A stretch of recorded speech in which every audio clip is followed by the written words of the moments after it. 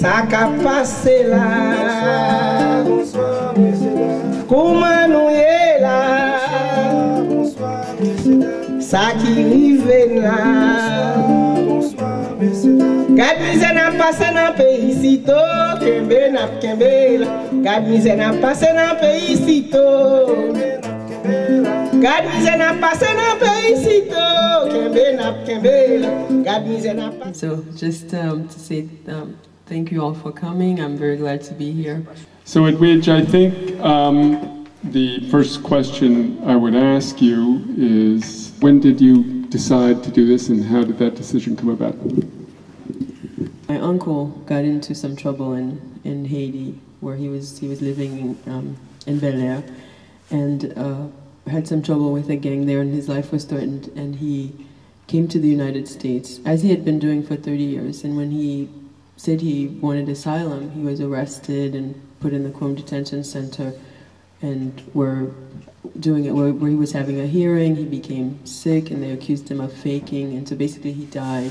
After my uncle died, we got a lot of his documents and what had happened to him through immigration, and I thought it was something that people should know more about, because even if unless you're going through it, the bureaucracy, you don't know all the details of it, and I thought it would be a good way to expose that situation, but also tell the story of really these two fathers, my biological father and my uncle, who was like another father for me. You grew up in this neighborhood much of your life, from age 12 on. Maybe you can tell us a little bit what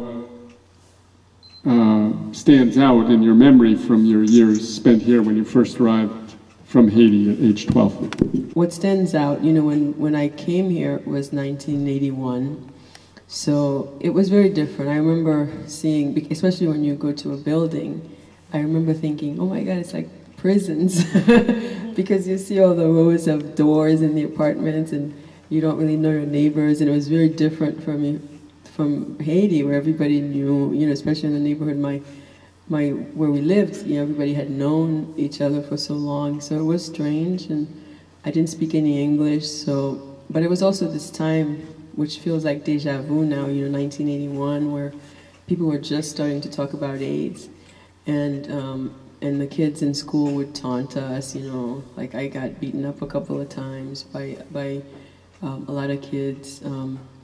They would call us Frenchies, boat people. They'll say, you have HBO, and then the AIDS thing didn't help any either. And people were just coming also in the big numbers by boat. And so it would be on the news. On the news you would have AIDS and you would have the boat people. So the kids were very mean on some level.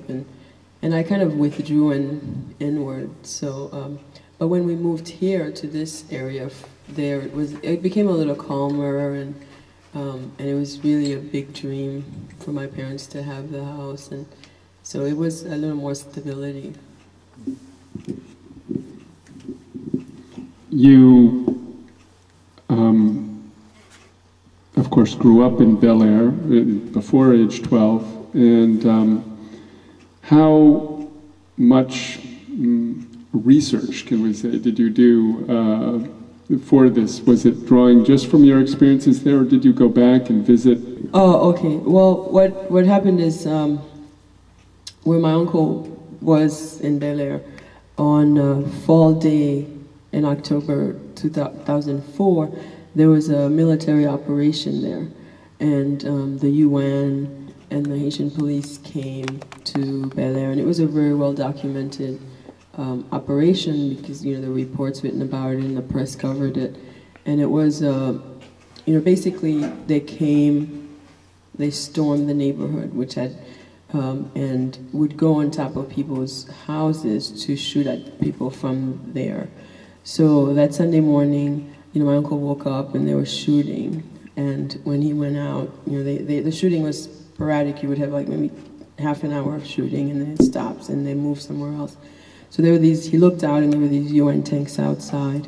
And then at some point in the morning, the CIMO and the UN stormed the building, and they went on top of his building and shot at people in the neighborhood. My uncle estimated that maybe 15 people got killed that day because of what the neighbors told him. Even though it was reported in the press that it was just 2, but he knew of at least 15 people who got killed. And so afterwards the neighbors got very angry, including some young men who in the neighborhood, and they came and he managed to calm them down because he had been in the neighborhood for so long that he knew a lot of them. And they said, well, you know, I tried to stop the group, but it just became impossible because they blamed him. They thought he had allowed these people to go on his roof when he really couldn't have stopped this army, basically, that was coming through. And so he was able to get out of the neighborhood, and then he got out of Haiti. And he had a visa and he had a passport because he had been coming here to visit for about 30 years. Most people, most Haitians at least, who ask for asylum in Miami, you know, they get detained. He was taken from the airport and brought to Chrome, and the medication was taken away. They took his medication, but they didn't even value his medication because they said, well, he didn't really have real medication, he had voodoo medicine, they called it. And they used that word, you know. And then, and another one, this other guy said, well, you know, he was 81, maybe that was his time to die. And it's a way, I think, when you go to Chrome, they want you to be so tiny. They want to break your morale so that everybody has to go home because you're going to get deported anyway. Gade complot blanc fait la soudo nou. Complot. A la complot yo fait la soudo nato. Complot yo fait. Complot transnational la yo tire kano encore nous malheureux.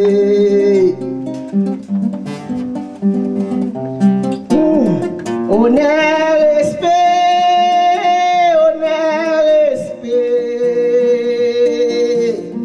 honneur, respect, honneur, respect. Si moi te connais, pas ta dit honneur si là, dans les vieux jours d'ailleurs, sous dos moins.